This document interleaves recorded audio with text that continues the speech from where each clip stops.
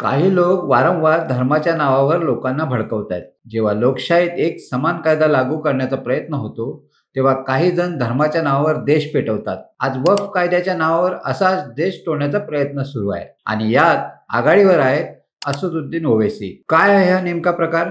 चला जाणून घेऊया. नमस्कार, मी राजेश सावंत. प्रहार न्यूजलाईनमध्ये आपलं स्वागत करतो. राष्ट्रपती द्रौपदी मुर्मू यांच्या स्वाक्षरीनं वक्फ सुधारणा कायदा देशात लागू झाला आणि नवाच आगडोम सुरू झालाय. एमआयएमचे अध्यक्ष ओवैसी यांनी लोकसभेत त्याची प्रत फाडून टाकली आणि त्यांनी घोषणा केली की हा कायदा आमच्यावर अन्याय करणारा आहे.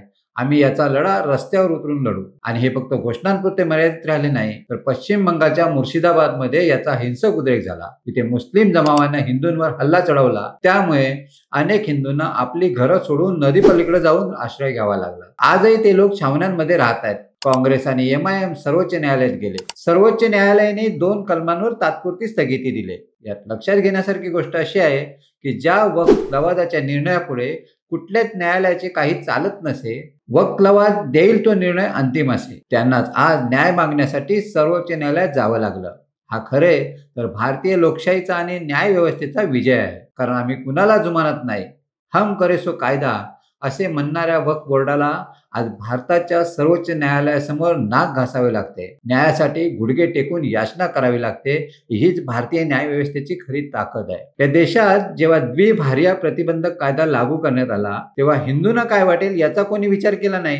पण जेव्हा मुस्लिमांचा विषय निघतो, तेव्हा त्याला धार्मिक रंग देऊन रस्त्यावर आंदोलने केली जातात, हिंसाचार केला जातो, जाळपोळ केली जाते आणि न्यायालयात धाव घेतली जाते. आणि वर आम्ही अल्पसंख्य असल्यामुळे आमच्यावर अन्याय होतोय म्हणून छाती बळवली जाते. कुटुंब नियोजन हे भारतातील सगळ्यांना लागू आहे, पण मुस्लिम लोक त्यासाठी आमचा धर्म आम्हाला परवानगी देत नाही हे कारण पुढे करतात. त्यापुढे न्यायालयाचंही काही चालत नाही. शाहबानो नावाची एक तलाक पीडित मुस्लिम महिला जेव्हा सर्वोच्च न्यायालयात न्याय मागण्यासाठी गेली, तेव्हा देखील मुस्लिम मुल्ला मौलवी आणि या मुस्लिम राजकीय पक्षांच्या नेत्यांनी त्याविरोधात आक्रमक पवित्रा घेतला होता. आता वक्फ बोर्डाच्या कार्यपद्धतीत सुधारणा होण्यासाठी संसदेत मंजूर झालेल्या कायद्यातील तरतुदींना सर्वोच्च न्यायालयाने तात्पुरती स्थगिती दिली. या कायद्यामध्ये काही त्रुटी असतील तर त्या जरूर दुरुस्त करायला हव्यात, पण हा कायदाच मोडून काढण्यात यावा अशी मागणी करणाऱ्या शक्तींना अधिक बळ मिळू नये. कारण वक्फ बोर्डावर आजवर फक्त उच्च जातीच्या मुस्लिमांची मक्तेदारी आहे.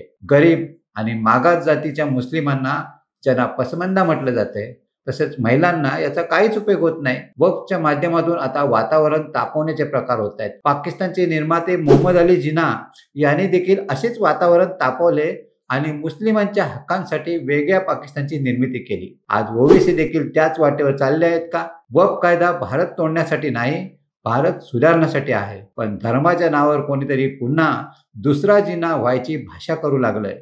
हे थांबवलं पाहिजे. तुम्हाला काय वाटतं? खाली कमेंट करून नक्की सांगा आणि चॅनलला लाईक, शेअर आणि सबस्क्राईब करा. धन्यवाद.